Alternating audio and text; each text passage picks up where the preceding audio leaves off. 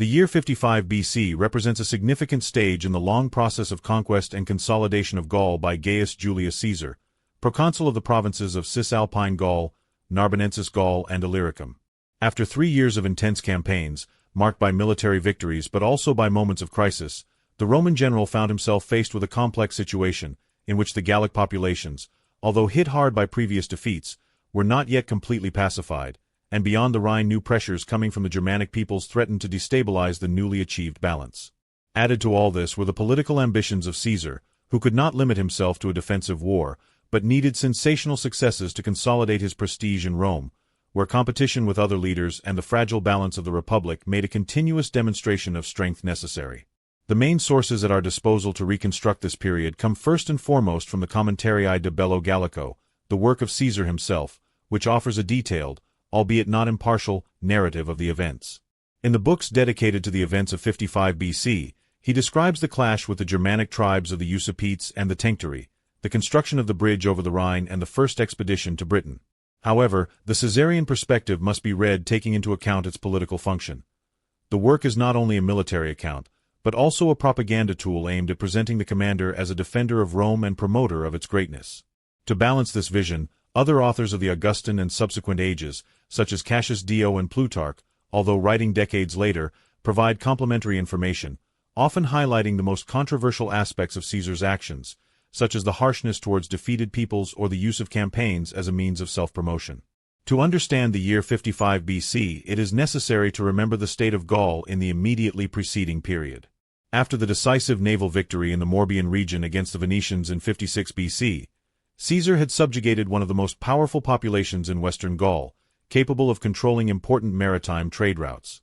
This victory, also obtained thanks to the support of the Roman fleet organized with great logistical effort, had represented a clear signal for the other Gallic tribes. Rome's power was not limited to the land, but could also extend to the sea. However, the submission of the Venetians had not put an end to the resistance. Many Gallic populations, although formally allied or subjugated, retained resentment and fear, ready to rise again at the first useful opportunity. It is in this context that the migratory movement of the Germanic tribes of the Usipetes and Tencteri took place.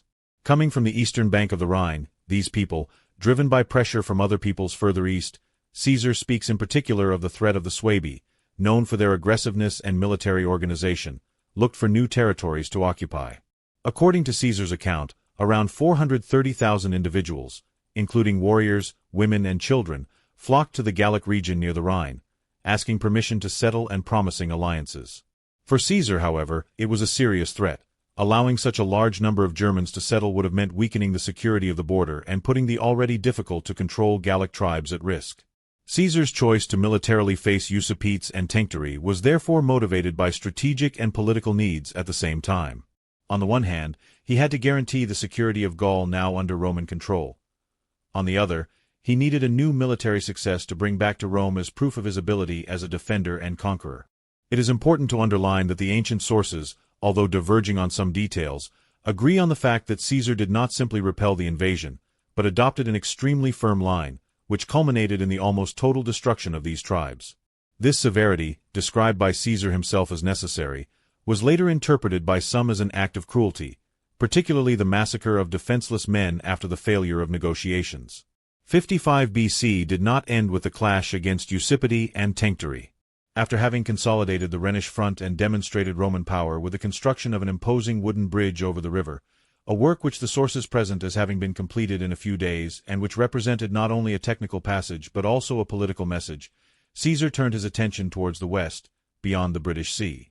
The decision to undertake an expedition to Britain was not dictated so much by immediate military needs, but by reasons of prestige. No Roman general before him had brought the Roman insignia to that island, which until then had remained an almost mythical place, known to merchants for the tin trade but never touched by Roman arms.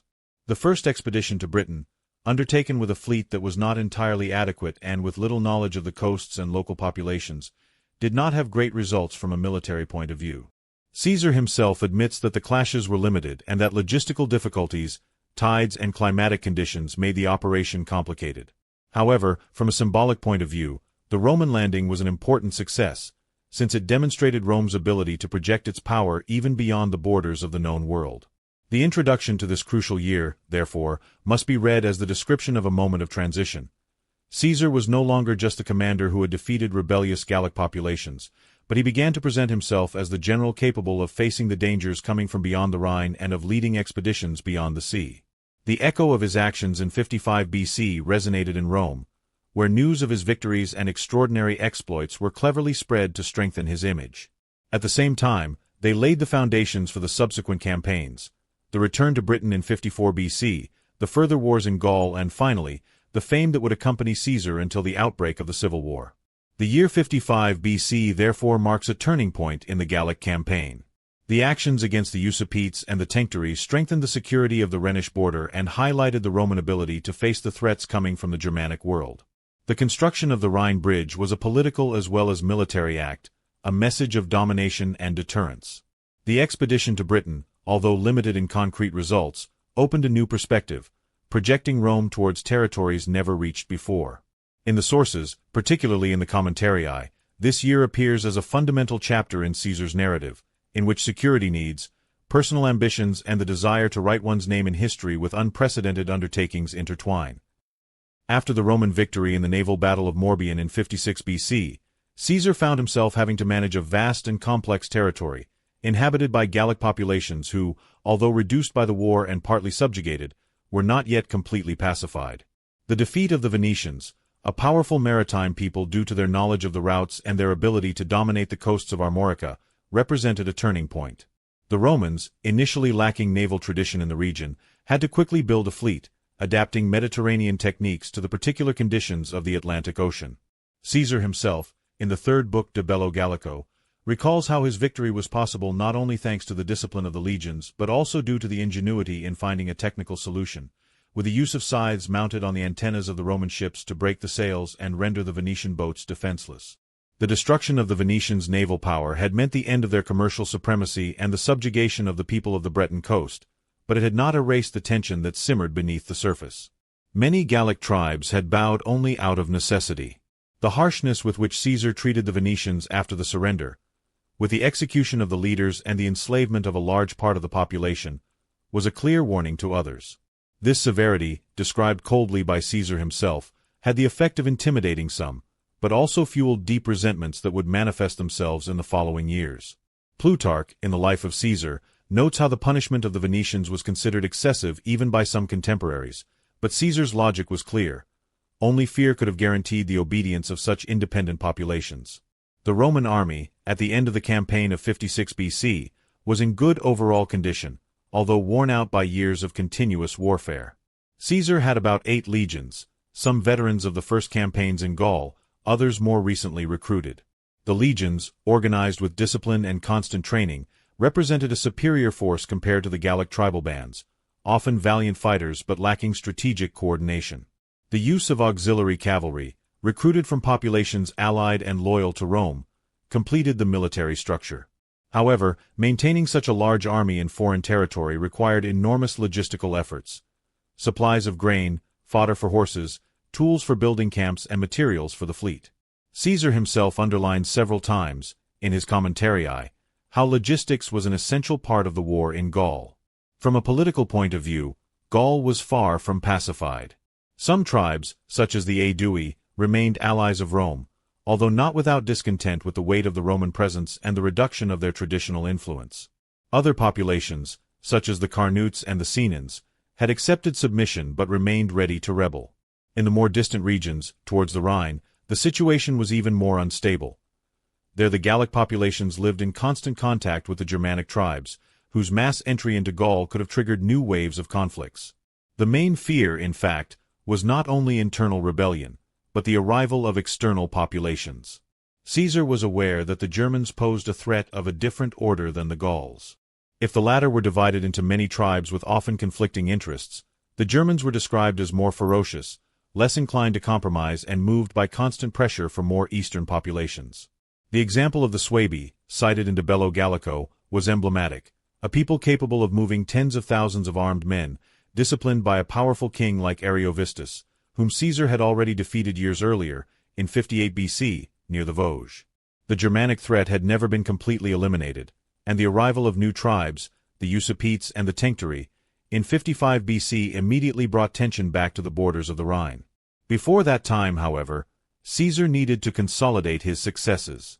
After Morbian, his attention turned to maintaining internal order.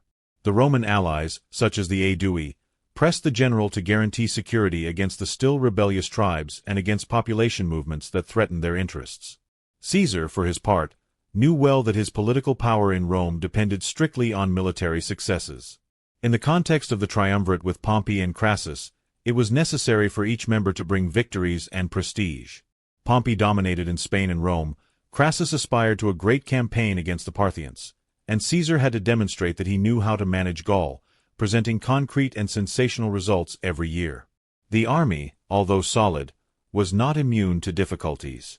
After years of continuous campaigning, the fatigue was palpable, and tensions with the Gallic allies, who provided cavalry and support, made relations delicate. Even morale, although supported by successes, was linked to the possibility of loot and rewards. Caesar knew that to maintain the loyalty of the legions, authority was not enough. It was necessary to guarantee continuous opportunities for glory and profit. In this sense, the new movements of Germanic populations represented both a threat and an opportunity. The description of the state of Rome's enemies at the dawn of 55 BC reveals a fragmented picture. The Gauls, although defeated by battles such as those against the Helvetii and against Ariovistus, had not been definitively subjugated. The tribes maintained their own political structures, their own druids, their own military leaders, and harbored resentment towards the Roman invader. Some, like the Venetians, had been harshly annihilated, but others were waiting for the favorable moment to rebel. On the other hand, there was no shortage of populations who saw the Romans as protection against traditional enemies or against the Germans, and who therefore accepted the Roman presence more favorably.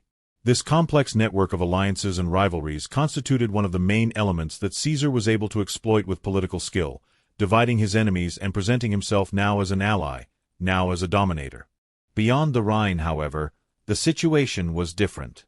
The Germans had not yet entered into permanent conflict with Rome after the defeat of Ariovistus, but pressure from the Suebi forced other tribes to migrate westward. Usipetes and Tencteri, driven by the need to find new lands, poured towards the Gallic border, bringing with them an impressive number of individuals. Caesar speaks of hundreds of thousands, a number probably exaggerated for propaganda reasons, but which gives an idea of the Roman perception. It was not a small incursion, but a mass migration which, if not stopped, would have destabilized the whole of Gaul. In this scenario, the state of Caesar's conquests appeared solid but fragile. Rome had achieved important victories, built a network of alliances, and imposed its authority over large areas. However, any success was exposed to the risk of being cancelled by a sudden rebellion or by the arrival of new enemies from outside. Caesar therefore found himself in a delicate position. On the one hand, he had to consolidate what he had achieved. On the other, he was driven to new undertakings to prevent future threats and, no less importantly, to increase his personal and political prestige. Thus, in 55 BC, while Gaul still bore the signs of the defeat of the Venetians and the punishment inflicted on the rebels, Rome was preparing to face a new challenge. The Usipetes and the Tencteri would have represented the immediate test, but the broader prospect was that of a campaign destined to overcome known geographical limits, looking beyond the Rhine and even beyond the sea, towards Britain. The situation in Gaul after the naval battle of Morbian was therefore not that of a completed dominion, but of an ongoing conquest, in which Caesar alternated force and diplomacy, terror and the promise of alliances, to maintain a still young and unstable political and military edifice. In 55 BC, the situation on the borders of the Rhine suddenly became critical due to the movements of the Germanic populations of the Usipetes and the Tencteri. The main sources for reconstructing these events are Caesar's Commentarii de Bello Gallico, which dedicates ample space to describing the arrival and subsequent elimination of these tribes. According to Caesar's story, the two populations had been pushed westward by the pressure of the Suebi, a powerful and aggressive people who had already forced other people to move in previous years. Caesar describes the Suebi as a warlike people, capable of fielding 100 cantons, from each of which a contingent of 1,000 armed men was sent every year, while the rest of the population guaranteed supplies. This rotational system allowed the Suebi to have warriors who were always fresh and accustomed to war, and at the same time to keep the tribal economy active. The image that Caesar wants to convey is that of a fearsome war machine, before which the Usipetes and the Tencteri would have had no choice but to migrate. Caesar estimates that around 430,000 individuals, including not only men in arms but also women, elderly people and children, crossed the Rhine or stopped along its banks, asking for asylum or territory to settle. This number, which appears exaggerated to modern historians, must be interpreted as part of Caesar's rhetorical strategy. Emphasizing the size of the threat meant justifying the harshness of the response and at the same time amplifying the prestige of the victory. Later authors such as Cassius Dio and Florus confirmed the perception of a mass movement, although without citing precise figures. However, it is certain that it was a group of considerable size, sufficient to arouse the fear of the nearby Gallic tribes, who turned to Caesar as a defender. From the Roman point of view, the request for settlement made by Usipetes and Tencteri represented a serious problem. Accepting tens of thousands of Germans to settle in Gaul would have meant strengthening a potentially hostile presence in a territory that Caesar was still laboriously trying to pacify. Furthermore, the availability of so many men could have altered the balance between the Gallic tribes, offering those less favorable to Rome a new ally to rebel against. Caesar was aware that an act of weakness would compromise years of political and military work. This is why, from the beginning, he adopted a firm position, disguised as negotiations but aimed at preventing any permanent establishment of the Germans in Gaul. The negotiations between the Romans and Germans are reported in interesting detail in the Commentarii. Caesar writes that the Usipetes and the Tencteri, having sent their ambassadors, promised alliance and loyalty if they were granted a territory in which to settle. The Roman general replied that the Germans could turn to the Sugambri, a tribe settled beyond the Rhine, and find a new home there. It was an apparently reasonable proposal, but in reality not very realistic, since the population settled east of the Rhine would not have willingly welcomed such numerous new arrivals. The ambassadors, according to Caesar, replied that they had already tried that route without success, and that they had no other option than to cross the river and look for spaces in Gaul. During the negotiations, meanwhile, bands of Germanic knights clashed several times with the Roman cavalry and with the units provided by the Gallic allies. Caesar reports a particularly serious episode. During a truce, the Germanic knights, pretending to only want to observe, suddenly attacked the Roman contingents, inflicting significant losses on them. This episode, narrated with emphasis in De Bello Gallico, was proof for Caesar that the Germans were not looking for an honest peace, but only aimed to gain time and strike by surprise. The episode, even if partially amplified, became the pretext for the definitive decision: eliminate the threat with rapid and decisive military action. As negotiations unfolded and small clashes escalated, Caesar carefully prepared his army. The legions were concentrated and positioned to control possible Rhine crossing points and supply locations. The logistical organization, as always, was meticulous. Grain warehouses were set up in the safest areas, the nearby Gallic villages were forced to provide supplies, and fortified camps were built to protect men and materials. The Roman ability to quickly build defensive structures was one of the elements that most impressed the enemies. Caesar often insists in his writings on the contrast between the improvisation of the barbarians and the discipline of the Romans, a contrast that for him represented the key to Roman superiority. The Germans, for their part, presented themselves as warrior populations but without the systematic organization of the Romans. Their armies were composed mainly of infantry armed with spears and oval shields, supplemented by light cavalry that made extensive use of swift horses, although small in size compared to those used by the Romans. Caesar underlines a peculiar tactical element. The Germanic knights fought in close connection with the light infantry, who mounted behind them on horseback to move quickly and then dismounted to fight on foot alongside their companions. This flexibility of movement made the Germans fearsome in skirmishes and difficult to face in open fields. The preparation for the battle was therefore the result of two opposing strategies. On the one hand, the disciplined rigidity of the Roman legions, strengthened by their compact formations, their fortified camps and their experience of continuous warfare. On the other, the mobility and aggressiveness of the Germanic bands, which relied on the surprise effect and the speed of movements. Caesar knew that a prolonged clash could wear down the morale of his troops, exposed to continuous sudden attacks, and decided to push the tempo to force the enemy into a decisive pitched battle. The Gallic allies, meanwhile, watched with apprehension. For some tribes, the presence of the Germans represented a worse threat than the Romans, and therefore they provided support to Caesar. Others, however, would have preferred a mutual weakening of the two powers, hoping to recover autonomy.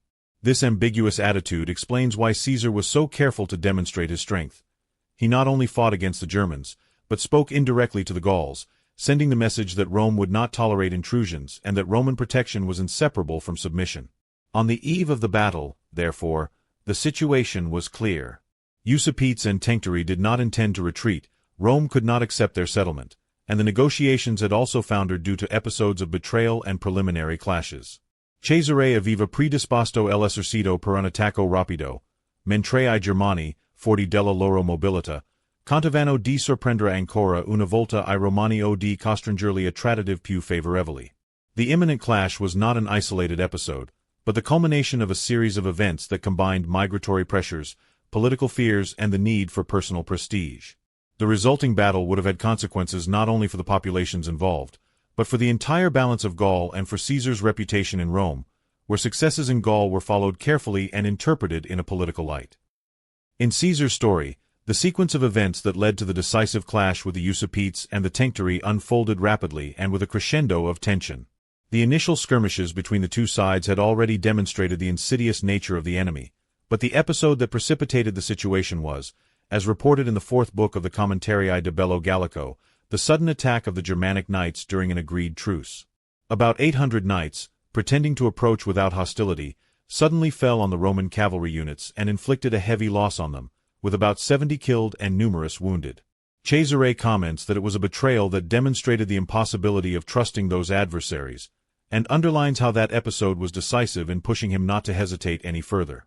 This way of presenting the facts, observed by modern scholars, falls within the Caesarian rhetorical scheme of justification, showing the enemy as disloyal and dangerous to motivate the need for a very harsh reaction. After the attack, Caesar convened a military council and decided to intervene immediately. The story that has come down to us highlights the rapidity of the Roman march. The army left the camp, crossed the Rhine on a stretch where it was possible to ford and moved directly towards the Germanic camp. The Usipetes and the Tencteri, caught by surprise, did not expect such a rapid offensive. According to Caesar, their organization at that moment was fragile.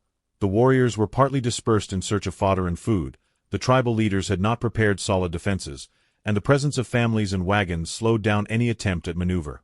The chronology of the battle, as Caesar describes it, shows a typical example of the Roman ability to exploit timing. The legions advanced in close order, protected by auxiliary cavalry on the flanks, while the vanguard was ready to open a gap between the improvised defenses of the enemies. The first wave of attack was directed against the Germanic warriors who attempted to gather in front of the wagons, where women and children had found refuge. The resistance was violent but short. The impact of the cohorts in compact formation left no escape for less disciplined groups, and the constant pressure pushed many to retreat towards the river. Caesar insists that the battle became a real carnage. The Germans, repelled and chased to the banks of the Rhine, found no way out. Many threw themselves into the river trying to swim across it, others tried to reach the boats, but few managed to save themselves. Caesar himself writes that almost the entire population was annihilated, with a very high number of deaths, including women and children trapped in the confusion.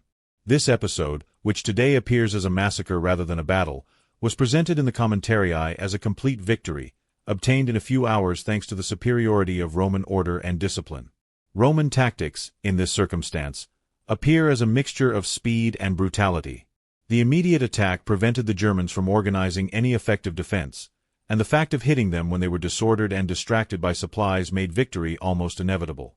Modern historians underline that the episode demonstrates Caesar's ability to use not only force, but also the psychological factor. Catching the opponent at the moment of maximum vulnerability meant transforming the battle into an exemplary lesson for all observers, in particular for the Gallic tribes who carefully followed the development of events. Later sources, such as Cassius Dio in the 39th book of his Roman history, confirm the destruction of the Usipetes and the Tencteri, but observe that the manner of the action also raised discussions in Rome, where some saw excessive cruelty in that episode. Dio underlines that it was not a regular clash between deployed armies, but an attack against people who had families with them and were unable to offer organized resistance. This aspect also returns in modern evaluations, which tend to consider the episode as a massacre justified by Caesar with political and propaganda arguments. From a strictly military point of view, the chronology of the battle demonstrates the superiority of the Roman model. The rapid advance, the use of cohorts in compact formation, the protection of the cavalry on the flanks, and the ability to maintain order even in pursuit were decisive elements. The Germans, although fighting with individual valor, did not have the opportunity to oppose such an efficient war machine. Caesar also underlines that his men, although aware of facing a numerous enemy, did not lose cohesion and acted as a single body. This element, which the Romans considered their main virtue, was what transformed the clash into a total victory. Roman losses are not reported by Caesar, who prefers to focus on the annihilation of the enemy. It is likely that they were contained, given the context of the battle, in which the surprise effect played in favor of the legions. The Germanic losses, however, were very high. Caesar speaks of an almost complete destruction, with a few survivors who managed to escape by taking refuge with other tribes or crossing the Rhine. The presentation of the battle as a total extermination had a precise political value, to convey the idea that anyone who challenged Rome would be annihilated without mercy. Chronologically, the entire sequence of events unfolded within a few weeks. A short time passed from the arrival of the Usipetes and the Tencteri on the Rhine to their destruction, a sign of Caesar's desire not to allow that threat to consolidate. The speed of the Roman intervention, combined with the harshness of the punishment, was a direct message not only to the surviving Germans, but also to all the Gallic populations who were carefully observing. The Gauls understood that Caesar would not hesitate to strike hard, and that negotiations would never prevail over Roman military strength when territorial security was at stake. Plutarch, although not providing a detailed chronology, observes that Caesar transformed every occasion into a demonstration of power, and that even in this case the victory was not just a military fact, but a political event. In fact, the massacre of the Usipetes and the Tencteri marked a break in the Roman perception of the Germans. From that moment on, they were considered ferocious but defeatable enemies, provided they were faced with decision and discipline. The battle, therefore, cannot be seen only as an isolated clash, but as a piece of a broader picture. Its chronology demonstrates Caesar's strategy of turning every threat into an opportunity. Eliminating two Germanic tribes not only consolidated the security of the Rhine, but offered Caesar a new triumph to tell about in Rome. The Commentarii were the tool to make this success known, presented as a victory achieved thanks to promptness, ingenuity, and discipline. The story, while exaggerating the numbers and concealing Roman losses, served to build an image of Caesar as an unbeatable commander and protector of the borders. Modern historians also read in this chronology a lesson on the nature of war in the 1st century BC. It was no longer just a matter of clashes between regular armies, but of campaigns involving entire populations on the move, with men, women, and children. The decision to strike without distinction between combatants and civilians reflects the logic of an era in which the political survival of a commander depended on the speed and spectacularity of his victories. Caesar, in this sense, perfectly embodied the mentality of his time, but he also pushed its limits with a skillful use of written narrative and propaganda. Thus, the chronology of the battle against the Usipetes and the Tencteri, from the betrayal of the cavalry to the lightning march, from the attack on the camp to the pursuit on the banks of the Rhine, is not just a military sequence, but an emblematic episode of the Caesarian strategy. Strike quickly, annihilate without hesitation, and present victory as an inevitable consequence of Roman superiority. The memory of that clash, reported in the documents of the time and commented on in the following centuries, remained a point of reference in the history of the Gallic campaign and a clear signal for anyone who had thought of opposing the power of Rome. The conclusion of the campaign against the Usipetes and the Tencteri marked a crucial moment in Caesar's journey in Gaul, since that episode not only resulted in the elimination of a contingent threat, but also a change in the perception of his authority both among the local populations and in Rome. Caesar himself, in the 4th book of the Commentarii de Bello Gallico, describes the victory as an almost total annihilation of the enemy, insisting on the fact that a few dozen survivors were saved by crossing the Rhine or taking refuge with Germanic tribes further east. The immediate consequence was that the Rhine effectively became a symbolic frontier of Roman power, although Caesar was well aware of the precariousness of this limit, since it was not a political border established by agreement, but the geographical margin within which the influence of his legions could rapidly extend. The victory strengthened the image of the Roman commander among the Gallic tribes, who until then had observed the progressive Roman penetration with distrust. Some populations still had vivid memories of the resistance of the Venetians, others continued to harbor feelings of latent hostility, but the extermination of the Usipetes and Tencteri served as a warning. It was clear that Caesar would not hesitate to use force even against people perceived as foreign to the Gallic context, and that any attempt to host or favor enemies from outside would have entailed very serious consequences. Sources such as Cassius Dio and, in part, Plutarch, although with different perspectives, converge in underlining how the episode had above all a psychological impact. Caesar's fame grew both for his military effectiveness and for his harshness. From a political point of view, the news reached Rome with great effect. The city was going through complex years, with the first triumvirate still maintaining a fragile balance, and with public opinion that looked at the exploits in Gaul as a source of prestige and power for their commander. The elimination of 2 entire Germanic tribes was presented as a victory worthy of the glories of the past, capable of protecting Italy and the provinces from a potentially devastating invasion. However, there was no shortage of critical voices. Cicero, although not always speaking out openly, reveals in his letters a certain concern for the use of indiscriminate violence, and the same later historiographical tradition did not hesitate to underline the aspect of massacre rather than regular battle. For Caesar, the practical consequences were immediate. Freed from the pressure of the Usipetes and the Tencteri, he was able to concentrate his energies on consolidating his conquests in Gaul. The subjugation of local tribes became easier, as the show of force discouraged much resistance. At the same time, the Rhine took the form of a reference line, not yet an imperial border in the later sense, but a limit that defined the Roman sphere of intervention and which Caesar took care to underline with symbolic gestures. Among these, the most famous was the construction of a bridge over the Rhine, a work which, as he himself recounts in the Commentarii, had not so much the aim of allowing prolonged operations across the river, but rather to impress friends and enemies by demonstrating that Rome was not blocked by natural barriers. The bridge over the Rhine, built in a few days thanks to the ingenuity of Roman military technicians, was a demonstration of engineering and strategic power. The contemporaries themselves understood its symbolic value. It was not a tactical necessity, because Caesar did not undertake long-lasting campaigns beyond the river, but a clear signal. Rome could enter German territory whenever it wanted, without being stopped by the flow of water. Its destruction, after a short time, showed that the intention was not to permanently occupy those regions, but to leave a lasting message. On the Gallic level, the victory and demonstration on the Rhine produced a double effect. On the one hand, they strengthened the tribes already allied with Rome, who saw in the Caesarian power a guarantee against external dangers. On the other hand, they fueled fear among the populations still reluctant to submit, since the Roman attitude appeared intransigent and aimed at harshly punishing any attempt at independence. Sources speak of a period of relative calm after these events, but it was a fragile calm, as fiscal pressure, requisitions, and the presence of Roman garrisons continued to generate discontent.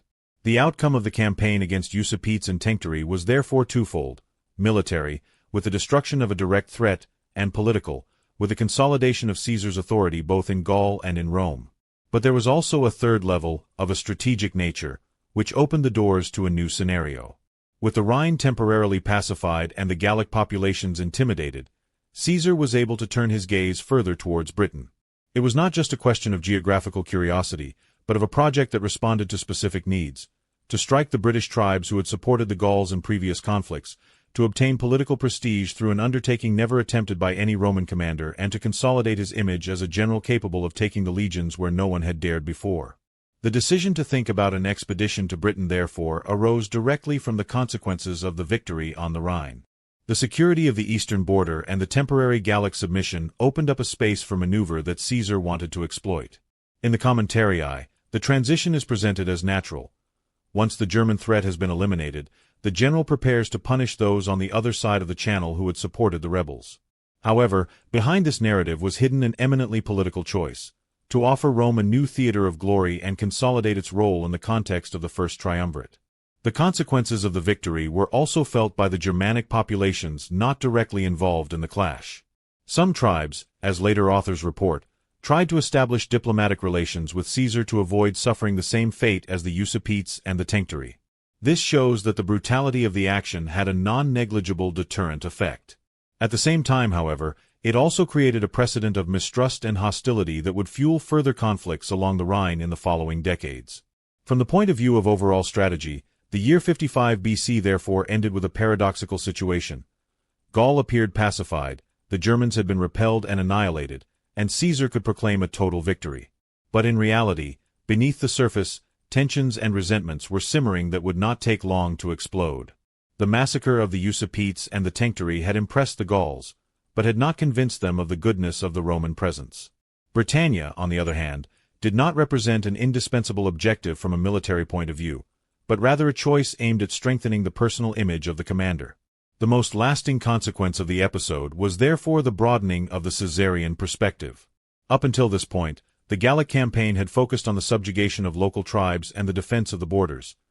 Now, with the victory on the Rhine, Caesar could present himself as the guarantor of the security of the entire area and as the man destined to take Rome beyond its known limits.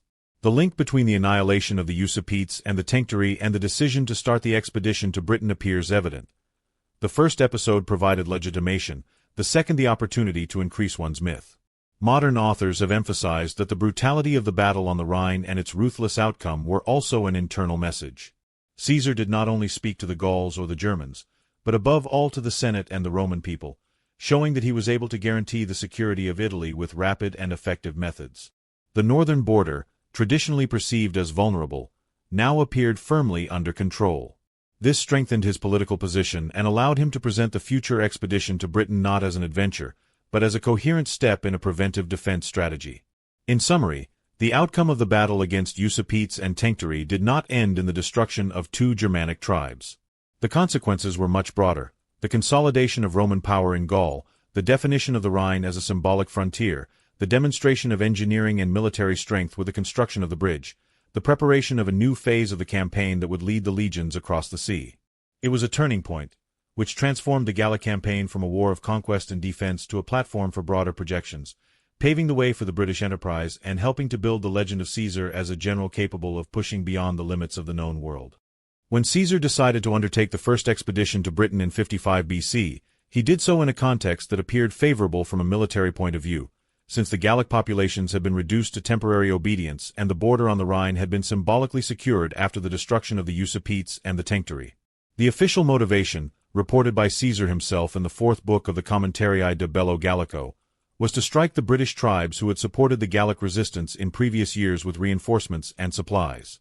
But behind the political justification there was also a personal plan: to accomplish an undertaking never attempted by a Roman general, to cross the sea and bring the insignia of the Republic to a land that until that moment had remained beyond the horizon of the legions. The expedition, although lacking in lasting territorial results, was conceived as a demonstration of power, a gesture intended to impress both the Gauls and Roman public opinion. The preparation of the undertaking was not without difficulties. Caesar did not have an adequate fleet for a large-scale crossing, and had to requisition and adapt vessels from Gallic ports along the coast of modern-day Normandy. In the Commentarii, he underlines the logistical difficulties encountered. Roman warships were not designed to deal with the tides and currents of the English Channel, phenomena that Mediterranean sailors knew little about. Added to these technical difficulties was the need to transport horses, essential for cavalry, without which the legions would have lost part of their offensive capacity. Cesare recalls that many of the boats were adapted as best they could, and that the transport of horses was a serious problem during the crossing. From the point of view of the sources, it is interesting to note how Caesar tends to minimize the risks, describing the expedition as a bold but inevitable maneuver, while later authors such as Cassius Dio and Strabo highlight the unpreparedness and the almost adventurous nature of the undertaking. In particular, Dio, in Roman history, underlines how the crossing had not been carefully planned and how the Roman general found himself unprepared to face a natural environment very different from that to which the legions were accustomed. The departure took place at the end of the summer of 55 BC.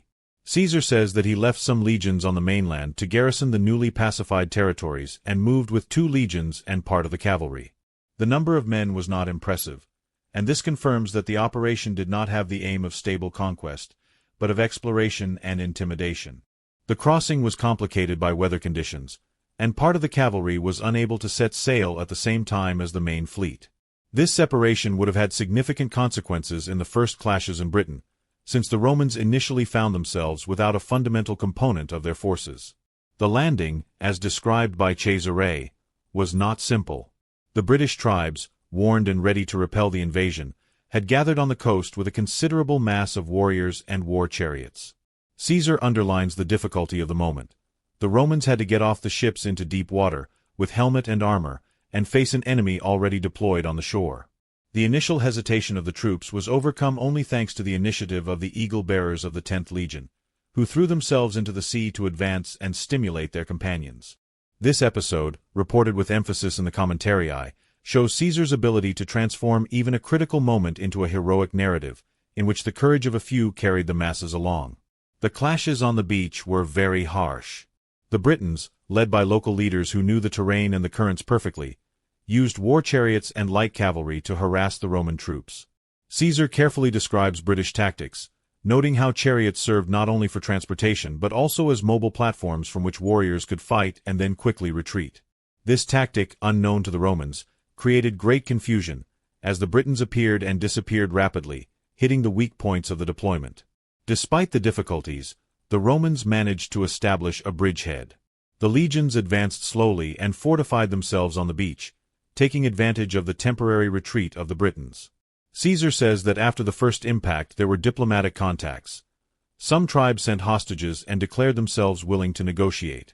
But the situation remained unstable, as the Roman cavalry, held back by sea conditions, was unable to reach the island, thus depriving the legions of decisive support. A crucial episode of the expedition was the storm that hit the Roman fleet anchored along the coast. Many ships were damaged or destroyed, horses were lost, and supplies were severely compromised. This event, reported in the Commentarii, showed all the vulnerability of the undertaking. The Romans suddenly found themselves without the possibility of safe supplies and with the prospect of not being able to return to their homeland in safe conditions. Caesar insists that his men worked tirelessly to repair ships and build new boats from local wood. But it is clear that the expedition became an enterprise of pure survival rather than conquest. From the point of view of land battles, Caesar describes some minor battles in which the Romans prevailed, thanks above all to discipline and the ability to maintain cohesion against a skilled but disorderly enemy. However, he himself admits that the Britons, after the first losses, preferred to retreat and strike from a distance, avoiding a frontal clash with the legions. The local leaders, among whom Cassius is remembered, tried to coordinate the resistance, but they failed to stop the Roman advance in the coastal areas. The losses, according to Caesar, were limited for the Romans, while the Britons would have suffered serious damage. However, the absence of cavalry and the difficulty of maintaining secure lines of communication made it impossible to consolidate successes. The expedition, born as a show of strength, could not turn into a stable conquest. Caesar therefore decided to retreat after a few clashes, having nevertheless obtained the desired symbolic effect. He had managed to bring the Roman legions to Britain, had established contacts with local tribes, and had demonstrated that the island was not beyond Rome's reach. The evaluation of the company, in ancient sources, is varied. Cesare presents it as a partial success, useful for preparing a more organized future expedition. Cassius Dio, on the contrary, underlines the difficulties and the lack of concrete results, while Strabo observes that the Romans had not obtained significant material benefits, neither tributes nor territories. Modern times we tend to consider the expedition of 55 BC as a demonstration episode, which had great political resonance but little military impact. The retreat was carefully organized. Despite the logistical difficulties, Caesar managed to bring the two legions back to Gaul without suffering any disasters, a result that he himself claims as a sign of organizational capacity. Relations with some British tribes remained open, and some hostages were brought to the continent as collateral. The loss of many ships and the lack of booty did not affect the symbolic significance of the undertaking. Caesar could present himself in Rome as the first general to have led legions across the Channel, broadening the horizon of the Republic and laying the foundations for a future conquest. The clashes in Britain, although limited, also showed the difficulties of adapting the Roman army to an unknown operational theater. The climate, the tides, the different configuration of the terrain, the enemy tactics based on mobility, and the use of war chariots were elements that required particular attention. Cesare observes these characteristics with interest, almost like a geographer as well as a commander, demonstrating that the expedition also had a cognitive value, useful for preparing subsequent operations. The year 55 BC therefore ended with an ambiguous balance. On the one hand, the total victory on the Rhine and the annihilation of two Germanic tribes, on the other an expedition to Britain without material results but rich in symbolic value. Caesar was also able to transform this episode into a political success, presenting it as a stage in a broader plan. His contemporaries understood that he did not intend to stop at Gaul, but that he had greater ambitions, destined to push Rome beyond traditional limits. At the end of 55 BC, Caesar was able to present to the Senate and the Roman people a summary of his actions which, although not without shadows, appeared as a further personal triumph. The double undertaking of the annihilation of the Germanic tribes Usipetes and Tencteri and the crossing into Britain constituted a cycle of operations which, at least from a propaganda point of view, had strengthened his position. Gaul was momentarily pacified, with the local tribes weakened by the harshness of the punishments inflicted on those who opposed it, and the Rhine had been shown as a border that Rome could cross at will. The incursion into Britain, although without concrete results, had opened a new horizon, enhancing Caesar's image as a general capable of leading the legions beyond the limits of the known world. In this sense, 55 BC represented a turning point. since from that moment the Gallic War ceased to be perceived as a simple defensive campaign and became a conquest project destined to transform the entire region into a Roman province. The immediate consequences on the military level were the need to reorganize the forces.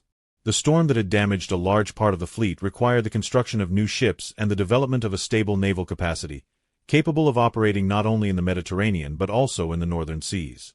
Caesar ordered the construction of boats more suited to the tides and shallow waters of the Channel, using local carpenters and materials. This technical aspect, which he himself mentions in the Commentarii de Bello Gallico, demonstrates the desire to learn from the difficulties encountered and not to repeat the mistakes in the next expedition.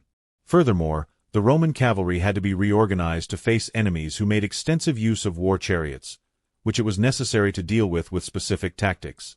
On the internal political level, the strengthening of Caesar's prestige was notable. The Roman people saw in their general a man capable of guaranteeing security and increasing the glory of Rome with spectacular exploits. However, there was no shortage of critical voices. Cicero, in his letters, suggests that the brutality with which the Usipetes and the Tencteri had been destroyed aroused perplexity among some senators, and Cassius Dio, in his Roman history, recounts how already in his time there were those who interpreted that battle more as a massacre than as a triumph. Even the expedition to Britain, although narrated by Caesar as a success, was read by some contemporaries as a demonstration that was more propagandistic than military, since there were no tributes and territorial conquests to present as tangible proof of the undertaking. Despite these criticisms, Caesar was able to skillfully use the writing of the Commentarii to impose his own version of events. Presenting his actions as necessary, inevitable, and successful, he transformed ambiguous episodes into pieces of a coherent plan of expansion and security. The extermination of the Germanic tribes was justified as a response to a betrayal and as a preventive defense of the borders, while the expedition to Britain was described as an exploratory and punitive mission that had opened up new perspectives. This ability to orient perception was one of Caesar's most effective weapons, no less important than his legions. From the Gallic point of view, the situation was far from resolved. The tribes had suffered heavy blows, but had not been definitively pacified. The Roman presence continued to be perceived as a burden, due to requisitions, garrisons, and tributes. The violence with which the Germanic peoples had been annihilated had impressed the Gauls, but had not erased their desire for independence. On the contrary, Roman harshness fueled deep resentment, which would lead to new revolts in the following years. However, in the short term, the victory on the Rhine and the incursion into Britain gave Caesar the opportunity to plan further actions without having to face immediate opposition. The preparation for the continuation of the conquest of Gaul therefore required dual attention. On the one hand consolidating the positions already acquired, on the other preparing for new campaigns. Naval operations were reorganized with the aim of returning to Britain the following year with a larger force. The legions were reinforced, and Caesar took care to ensure that the cavalry was able to deal with local tactics. Diplomatic relations were also cultivated. British hostages and alliances with some Gallic tribes were used to establish a control network that would prevent new revolts. Modern historians underline how 55 BC marks the beginning of a more ambitious phase of the Gallic War. It was no longer just a matter of defending the borders of the province and punishing the rebels, but of expanding Roman dominion in a systematic way. The decision to return to Britain in 54 BC with larger forces was the direct consequence of the experiences of the previous year. The ability to learn from mistakes and transform an uncertain venture into a prelude to a more solid operation demonstrates Caesar's strategic vision.